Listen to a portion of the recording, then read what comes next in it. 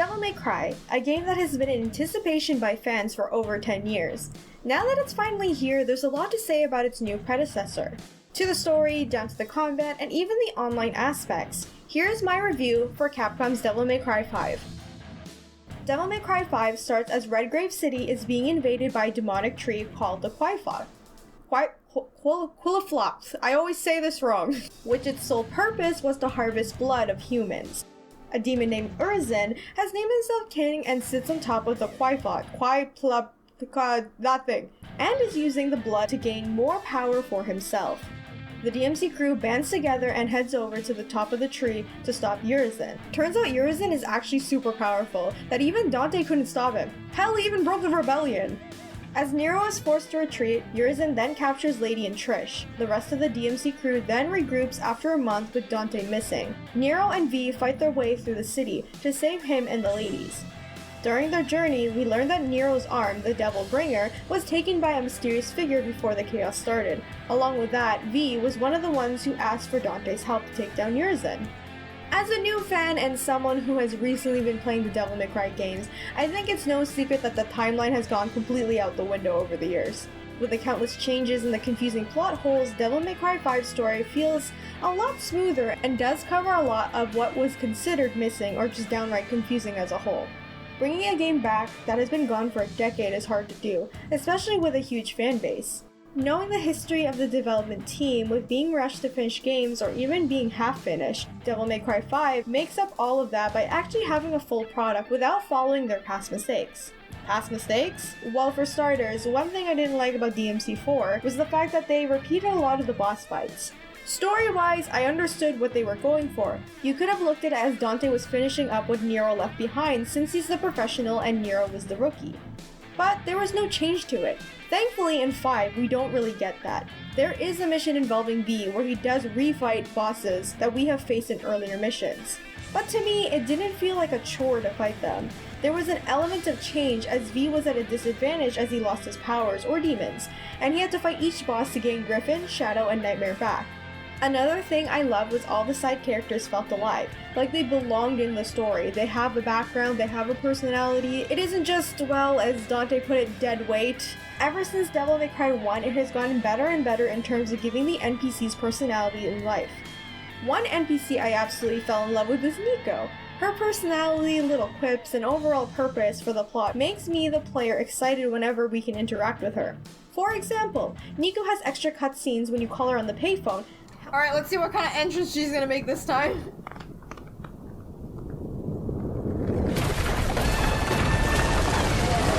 What? Telling the story from Dante, Nero, and V's point of view was a good way at getting the full story. You can tell the writers made sure to tell the story in a Dante way or in a Nero way, in order to convey what was happening between everyone. The little dialogues in-game was also a good way to keeping the plot going, instead of just having a protagonist say nothing until they reach a cutscene or a triggered event like in past DMC games.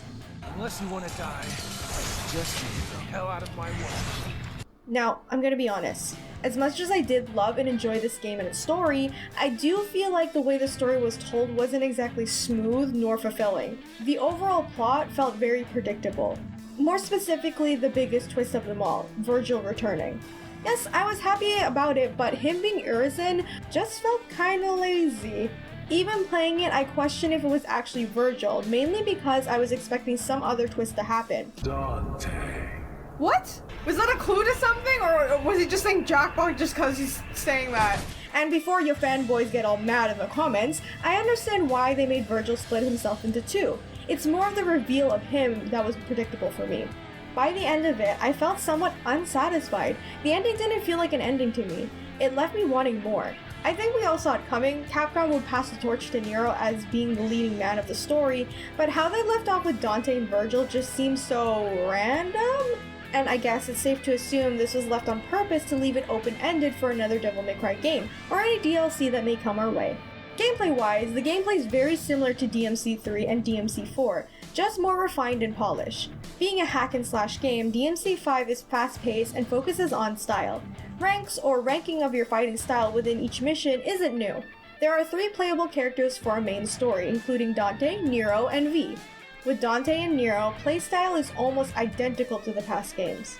A lot of Dante's combat is still solely based off of DMC3, with the ability to change weapons with the push of a button, to combo attacks that are very familiar to any DMC fan.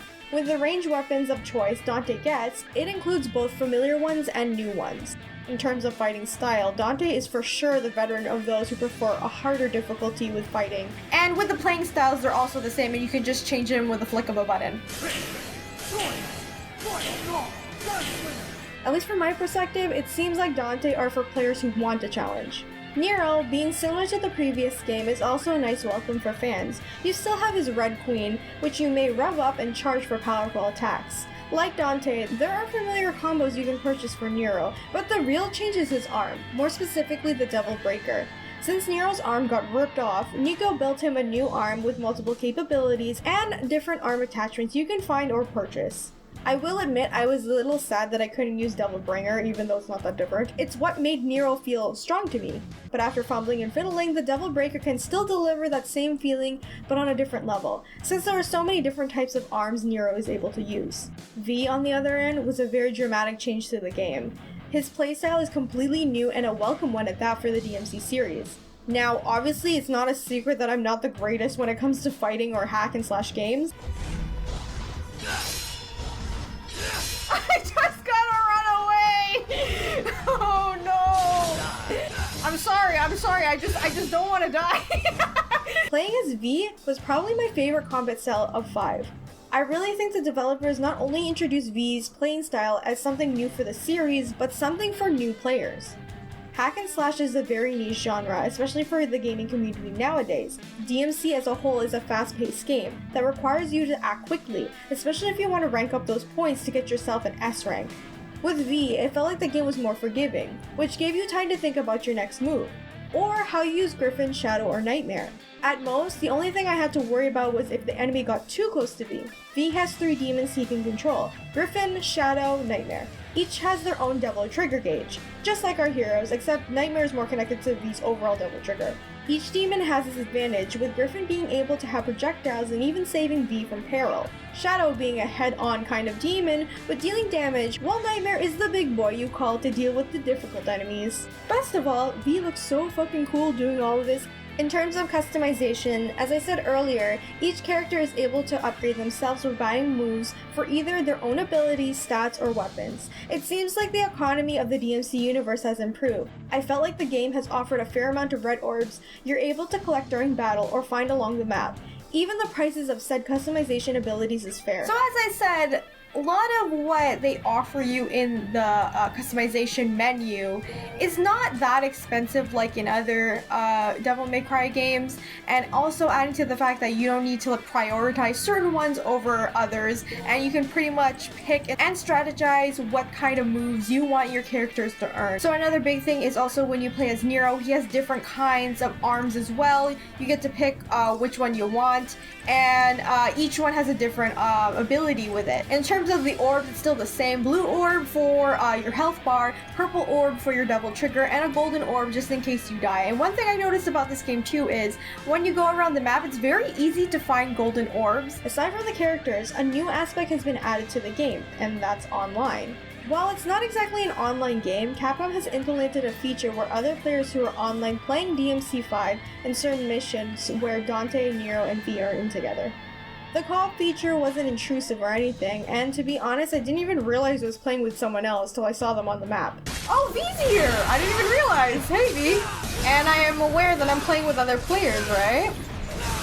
So Dante is somewhere else. It's a fun feature for a game like Devil May Cry, but I feel like it's not necessary.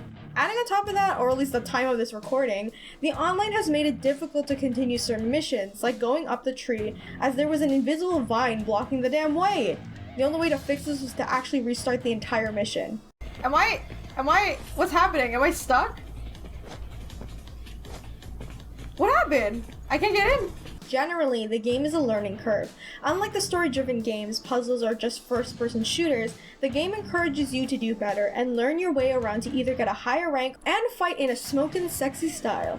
Whatever mode you play in, or even turning automatic on, you're still able to enjoy the satisfying feeling when you land a combo or take out a certain enemy.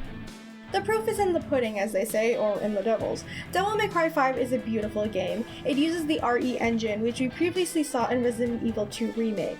And the character designs are just, oh my god! Everyone is beautiful. They're gorgeous. Everyone can finally look like their own person. I mean, it's no secret Dante and Nero look way too similar in DMC4. And yeah, I get it, they're related, but they could have made it look somewhat different. And yes, I do miss Nero's long hair, but I actually love how they made him look. It just fits Nero's overall personality. Another thing I love about the redesign is that it's not completely different or taking away from the other games. They've just upgraded and modernized it for this era. For example, Lady. She's had a huge change from 3 to 4. They gave her a rather sexy look, which in my opinion didn't fit who Lady is. Even though I do love the sexy look, I just feel like Lady's character design in 5 is far more superior and complements her personality as someone who's ready to kick ass. I mean, not like Trish can't, but you get what I mean. As the demons themselves, I've always loved how their designs have been, from the Laughing Scissor Lady to the Impressive Burial.